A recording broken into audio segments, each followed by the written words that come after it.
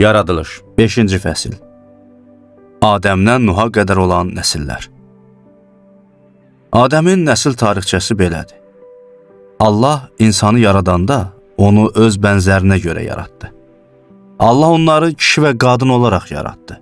Onlara xeyir-dua verdi. Yaratdığı gün onları insan adlandırdı. Adəmin 130 yaşı olanda özünə bənzər, öz surətində bir oğlu oldu. Adını Şet qoydu. Şet doğulandan sonra Adəm 800 il yaşadı. Onun başqa oğulları və qızları oldu. Adəm 930 il ömür sürüb öldü. Şet 105 yaşında olanda oğlu Enoş doğuldu. Enoş doğulandan sonra Şet 807 il yaşadı. Onun başqa oğulları və qızları oldu. Şet 912 il ömür sürüb öldü. Enoş 90 yaşında olanda oğlu Genan doğuldu. Genan doğulandan sonra Enoş 815 il yaşadı.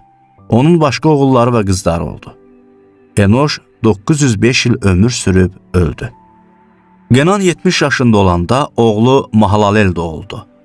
Mahalalel doğulandan sonra Genan 840 il yaşadı. Onun başqa oğulları və qızları oldu. Genan 910 il ömür sürüb öldü. Mahalalel 65 yaşında olanda oğlu Yered doğuldu. Yered doğulandan sonra Mahalalel 830 il yaşadı. Onun başqa oğulları və qızları oldu. Mahalalel 895 il ömür sürüb öldü. Yered 162 yaşında olanda oğlu Hanok doğuldu.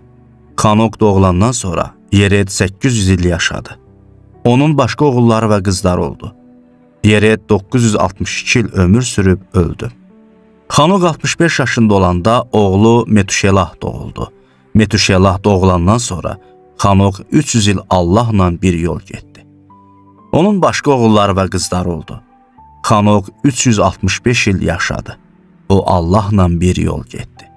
Sonra qeyb oldu, çünki Allah onu öz yanına götürdü.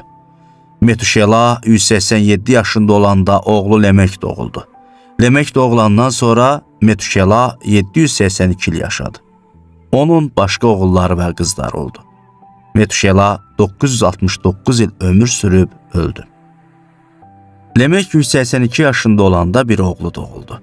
O dedi: "Bu oğul Rəbbin lənətlədiyi torpağı becərəndə, çəkdiyimiz əziyyətlərdə, əlimizin zəhmətində bizə təsəlli verəcək." Buna görə də onun adını Nuh qoydu. Nuh doğulandan sonra Lemek 595 il yaşadı. Onun başqa oğulları və qızları oldu. Lemek 777 il ömür sürüb öldü.